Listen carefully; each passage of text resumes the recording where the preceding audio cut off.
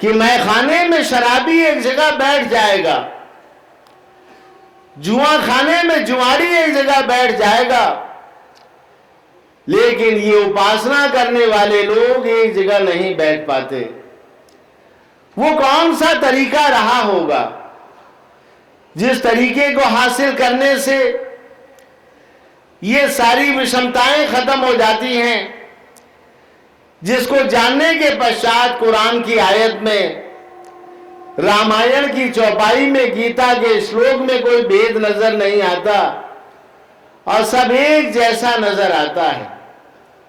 लेकिन उस एक स्थिति को पाने के लिए हमें महान पुरुषों की शरण लेनी होगी।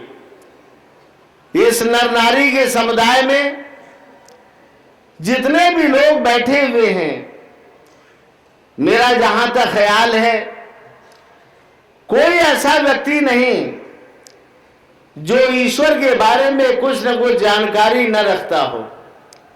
यहां पर एक वाहेगुरु का पुजारी भी बैठा है, यहां पर एक राम का पुजारी भी बैठा है, हो सकता है यहां पर कोई इस्लाम का पुजारी भी बैठा हो। लेकिन ये मंच की बहुत बड़ी खूबी है कि यहां पर किसी की पूजा का, उपासना का विरोध नहीं किया जाता, बल्कि ये मंच उपासना करने वालों से, पूजा करने वालों से एक प्रश्न पूछना चाहता है कि तुमने आज तक जीवन में जो कुछ भी किया उससे हासिल क्या किया? क्या दुनिया में कोई ऐसा काम है जिसके पीछे आपकी कोई तमन्ना नहीं? जो भी काम करते हो उसके पीछे कोई ना कोई आपकी कामना छिपी होती है। यदि आप नौकरी करते हैं तो आपकी कामना है मुझे पैसा मिलेगा। यदि आप व्यापारी हैं तो आप बेनिफिट चाहते हैं, लॉस नहीं चाहते। आश्चर्य इस बात का है कि जगत के मामले में उसके बेनिफिट और लॉस का पता है। वहां पर पंडित जी के पास जाकर के मंत्र नहीं पूछना पड़ता, वहां किसी पॉमिस्ट के पास जाने की जरूरत नहीं है। लेकिन जब आपको ध्यान की कसौटी पर तौला जाता है, जब आपकी पूजा को ज्ञान की कसौटी पर तौल कर पूछा जाता है कि आज तक तुमने जो कुछ भी किया उससे पाया क्या, तो आप बुरा न माने, जवाब शून्य मिलता है। महात्मा बुद्ध जिस समय समाधिस्थ थे, उनका एक शिष्य आनंद यही पूछता है कि गुरुवर, आपने समाधि में ऐसी क्या चीज प्राप्त कर ली कि जिसको प्राप्त करने के लिए आपने राज्य छोड़ दिया, सारा सुख वैभव छोड़ दिया? तो बुद्ध मुस्कुराने लगे और कहने लगे कि आनंद, मुझसे ये न पूछो कि क्या पाया, तुम तो मुझसे ये पूछो कि खोया क्या है। पाया तो वही जो जैसा था। वो आत्मा एक रस है, निर्विकार है, परिवर्तनशील है। लेकिन आनंद, उसको पाने के लिए हमने मन की वासना खोई, अपनी ईगो को, अहंकार को खो दिया, और सब कुछ खोने के बाद हमने उसे पा लिया। जगत की परिभाषा क्या है? खोना और पाना, ये दोनों का जो सम्मिश्रण तत्व है उसी को जगत कहते हैं। आप बाजार में जाते हैं, कुछ खोकर आते हैं तो कुछ पाकर आते हैं।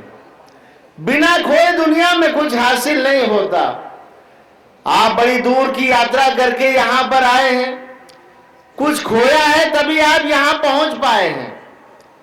जब तक एक चीनी पानी में अपने आप को खो नहीं देती, अपने एग्जिस्ट को लीन नहीं कर देती, तब तक वो पानी रहता है, शरबत नहीं। वो शरबत की शक्ल तो तब माना जाएगा जबकि वो चीनी ने अपने एग्जिस्ट को पानी में खो दिया। ऐसे एक व्यक्ति जब अपने अहंकार को, अपनी वासना को जब सद्गुरु के चरणों में खो देता है, तो खोने के बाद उसकी ताकत से वो एक ऐसे नाम का अनुभव प्राप्त कर लेता है, एक ऐसे ध्यान का एक्सपीरियंस हासिल कर लेता है जो ध्यान उसके मन को रोकने में सहायक सिद्ध होता है। सारा झगड़ा मन का ही है। ये मन न होता तो मंदिर न होते, ये मन न होता तो महाभारत न होता, ये मन न होता तो राम और रावण का झगड़ा न होता। आपके मन में जब टेंशन आ जाती है तो आपको घर नहीं अच्छा लगता, बच्चे नहीं अच्छे लगते। इसीलिए मैं अपने ऋषि मुनियों को केवल धार्मिक दृष्टि से नहीं मानता हूं, बल्कि मेरी नजर में बहुत बड़े साइकोलॉजिस्ट हैं, मनोवैज्ञानिक हैं। और मनोवैज्ञानिक ना होते तो भगवान कृष्ण की जबान से ये बात ना निकलती कि मने वो मनुष्याणाम कारणम मंद मोक्षयो। ये मन क्या है जो आंखों से नजर नहीं आता, जो पकड़ने में तो आ ही नहीं सकता, लेकिन ये मन बड़े बड़े खतरनाक काम हमसे करवा लेता है। ये मन का ही तो प्रभाव है कि जब आप रोष में आ जाते हैं तो आपके चेहरे पर मन का प्रभाव आ जाता है। इसीलिए किसी ने ठीक कहा था कि face is the index of mind. चेहरा आदमी के मन का प्रतिबिंब है। जब आपके ऊपर तमोगुण का प्रभाव होता है तो आपकी आंखें लाल होती हैं, आपके चेहरे पर एक रेखाएं निकल आती हैं, बड़ा तेजीपन दिखाई देता है। लेकिन जब आपके मन पर सतोगुणी प्रभाव होता है तो कोई तनाव आपके मस्तिष्क की रेखाओं में नजर नहीं आता। इसीलिए जो मन नजर नहीं आता, जो मन हमें संसार में शांति का जीवन नहीं जीने देता, जिस मानसिक दोष ने, जिस मन की खराबी ने हमारे खानदान में भाईचारा खत्म किया, जिस मानसिक खराबी के कारण जहां पर हमारे ऋषि मुनियों का ये दावा था कि हम शेर और बकरी को घाट पे बैठा देंगे, लेकिन इस मन ने वहां भी विषमता का जहर बो दिया। वो कौन सी पद्धति होगी? ये जितने भी स्थूल साधन आपने अपनाए हुए हैं ये कारगर सिद्ध नहीं होते। चाहे आप कीर्तन गा लें, चाहे आप माला फेर लें या पूजा कर लें, ये जो कुछ भी आपके पूजा पाठ का क्रियाकलाप है इसका क्षणिक प्रभाव होता है। और क्षणिक प्रभाव होने के नाते ये बात मैं आपकी मानूंगा कि कुछ देर के लिए आपका मन क्षणिक एकाग्र हो जाता होगा, लेकिन वैसी स्थिति में जैसे ही आपके मन पर सांसारिक चिंतन आने लग जाता है तो आपका बैलेंस बिगड़ जाता है। मन का बैलेंस बिगड़ने के नाते आपके अंदर हिंसात्मक प्रवृत्तियां प्रवेश कर जाती हैं, इंसानियत मानवता सो जाती है। इसीलिए हमारे महान पुरुषों ने बार बार नाम जपने पर जोर दिया, बार बार जनमानस को यह समझाना चाहा कि नाम तुम्हारे जीवन का एक ऐसा चिंतन है, यदि तुम उस चिंतन को अपने जीवन में हासिल कर लोगे तो तुम्हारी जितनी भी मानसिक खराबियां हैं वो बड़ी आसानी से दूर हो जाएगी। चिंतन क्या है? चिंता तो चिंतन की जननी है। जब ये चिंताएं बहिर्मुख होती हैं तो हमारा चिंतन माया की तरफ लड़क जाता है, बैलेंस बिगड़ जाता है। लेकिन जब यही चिंतन चैतन्य में डाइवर्ट होता है तो हमारे अंदर एक बल मिलता है, एक शक्ति मिलती है। इसीलिए भगवान के नाम का चिंतन करने से, उसका ध्यान करने से आदमी के मन की वृत्तियां रुकती हैं, इंद्रियों का प्रभाव उसके मन पर से हटने लग जाता है और वो अपने जीवन में एक सर्व शांति का अनुभव करता है। कई बार आपने अपनी जिंदगी में महसूस किया होगा, कभी कभी आप इतनी टेंशन में आ जाते हैं कि आपको जहर खा लेना पसंद लगता है। कई बार इतनी टेंशन के आप शिकार हो जाते हैं कि कई ऐसे गलत काम समाज में कर बैठते हैं जो बड़े खतरनाक हैं। ये क्यों हो रहा है? ये केवल गुणों का प्रभाव है। लेकिन यदि ईश्वर के सच्चे नाम को आप जीवन में धारण कर लें तो नाम की ताकत निश्चय ही आपकी टेंशन को मुक्त कर देगी। इसीलिए नाम का एक ही प्रभाव है कि वह अपने मन को टेंशन से डाइवर्ट कर देगा। डाइवर्शन का मकसद ही उल्टा नाम होता है। उल्टे नाम का माने किसी शब्द का उल्टा करना नहीं होता है। आपने सड़कों पर देखा होगा, जहां पर सड़कों का काम चालू रहता है वहां पर दो बोर्ड लिखे होते हैं। एक बोर्ड पर अंग्रेजी में लिखा होता है डाइवर्शन, तो दूसरे बोर्ड पर लिखा होता है कॉशन। वो दोनों बोर्ड चलने वाले यात्री को सड़क पर ये बताना चाहते हैं कि तुम जो अपने वाहन को लेकर चल रहे हो डाइवर्शन, इस दिशा की तरफ डाइवर्ट हो जाओ, मुड़ जाओ, और मुड़ जाओगे तो कॉशन, रास्ता मिल जाएगा। हमारे मन की डाइवर्शन एक्सट्रोवर्ट है, बहिर्मुख है। बहिर्मुख होने के कारण हम नाम से अलग हो गए। हम धर्म से के मामले में उलझन में पड़ गए। लेकिन यही मन जब परमात्मा के सच्चे नाम में अंतर्मुखी हो जाता है तो वह सारी दुविधाएं समाप्त हो जाती है। पर नाम से आशय क्या? आज धार्मिक क्षेत्र के अंदर नाम एक प्रश्नवाचक चिन्ह बन गया है। आप वर्ल्ड के किसी भी इतिहास को पढ़ के देखें तो जो पर्वों का महत्व हमारे देश में है वो किसी इतिहास में आपको नहीं मिलेगा। इसीलिए यहां पर रामनवमी का पर्व है, जन्माष्टमी का पर्व है, अब ये बैसाखी का पर्व है। और पर्व का मायने होता है संकल्प। और सामाजिक जीवन में उलझने के नाते जब मानव का संकल्प कमजोर पड़ जाता है तो माया प्रबल हो जाती है, और प्रबल हो जाने के पश्चात वो धर्म के रास्ते को भूल जाता है, एक्सट्रोवर्ट हो जाता है।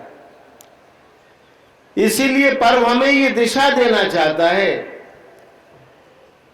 कि जो तुम्हारे मन की दिशा बहिर्मुख हो चुकी है, जिस पर ये माया का प्रभाव ज्यादा बढ़ता जा रहा है, आओ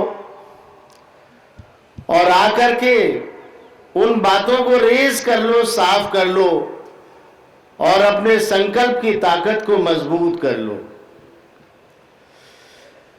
गीता को भी आप पढ़ के देखें तो दो ही बातें आपको उसके अंदर मिलेगी, संकल्प और विकल्प।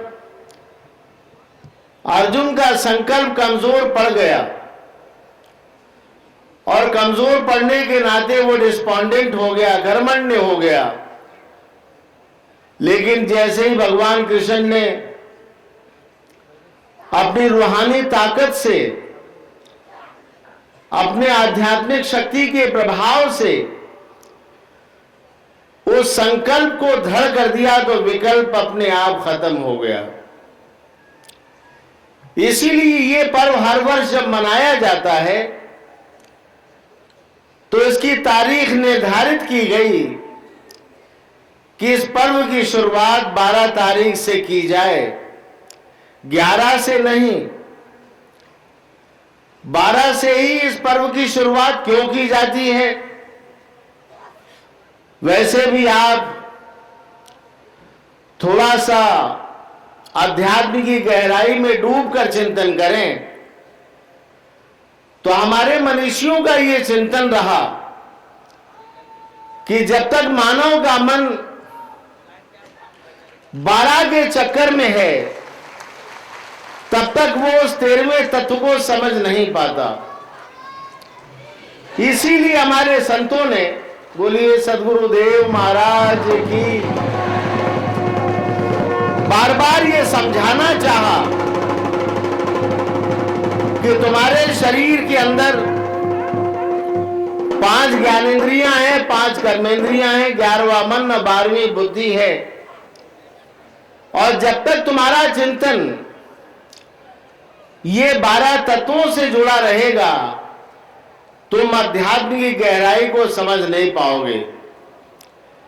इसीलिए संतों ने बार बार समझाना चाहा कि वो कौन सी साधना है, वो कौन सी उपासना पद्धति है जिस पद्धति को हासिल करने से एक व्यक्ति 12 तत्वों से ऊपर उड़ जाता है।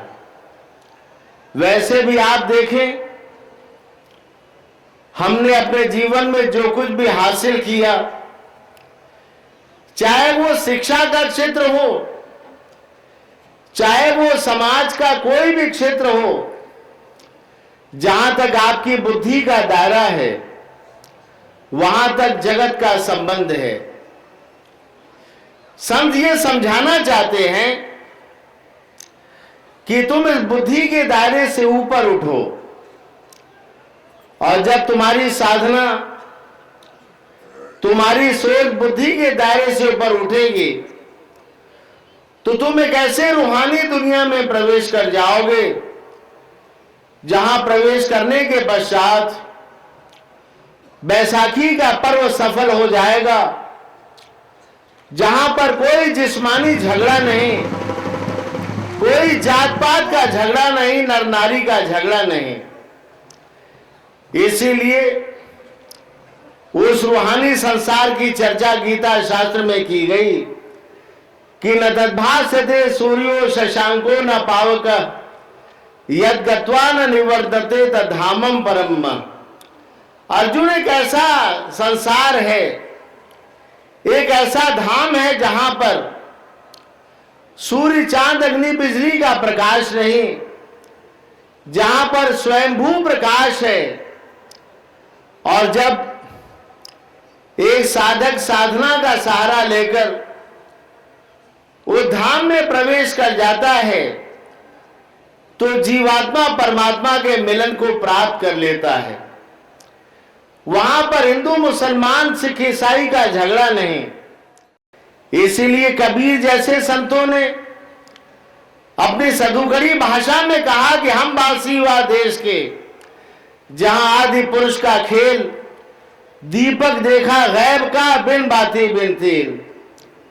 हम एक ऐसे देश के रहने वाले हैं जहां पर ये बाहरी रोशनी की जरूरत नहीं पड़ती, जहां पर एक साधक की सुरती जब पहुंच जाती है तो एक आनंद के सागर में डूब जाता है। लेकिन जब साधना की कसौटी पर, धर्म की कसौटी पर एक साधक को टटोला जाता है तो वहां पर विषमताएं नजर आती हैं। ये स्थिति ये है, बुरा न माने, झगड़ा नाम का ही है।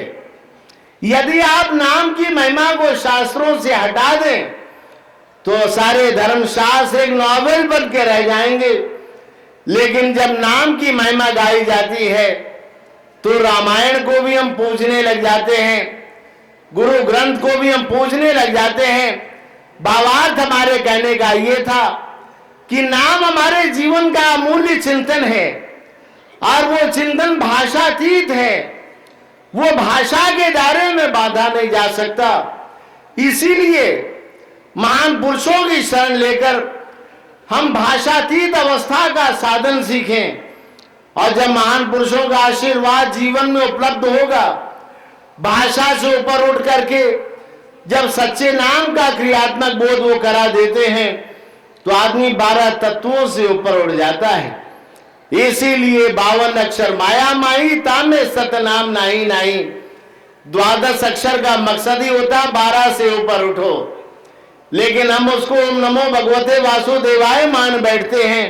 तो आइए इस 12 तारीख के अवसर पर जो कार्यक्रम की शुरुआत हो रही है महाराज के कदमों में, तो हम इस 12 तारीख से प्रेरणा लें कि हमारी साधना, हमारा चिंतन जब तक ये 12 के चक्कर में रहेगा, हम अध्यात्म की तरफ मुड़ नहीं पाएंगे, हम धर्म के रास्ते में अंतर्मुखी नहीं हो पाएंगे, विषमताएं हमारे जीवन में बनी रह जाएगी।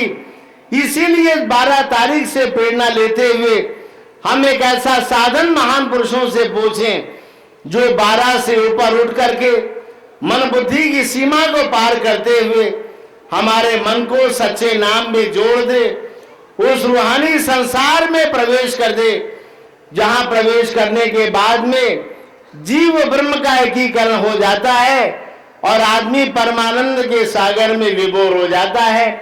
इसीलिए मेरी ये गुजारिश है कि समय को देखते हुए हमें भी अपने जीवन में अपने अहंकार का परित्याग करना होगा। यदि माया के लिए ईगो छोड़ सकते हो तो आइए इस 12 तारीख से ऊपर उठ करके, 12 तत्वों से ऊपर उठ करके उस राम नाम के सागर में प्रवेश करने के लिए हम भी अपने अहंकार का मान मर्दन करें, अपनी ईगो को सदगुरु के चरणों में चढ़ा दें। और जब हमारा ईगो समर्पित होगा तो निश्चय उनका आशीर्वाद हमारे जीवन में गायत्री की झंकार बन जाएगा, राम नाम की प्राणों की माला बन जाएगा और हमारे मन का विकार दूर होगा और हम अपने जीवन में एक इंसानियत का, प्यार मोहब्बत का जीवन जिएंगे। यही मेरी आपसे इस पर्व के अवसर में गुजारिश होगी। बोलिए सद्गुरु देव महाराज की।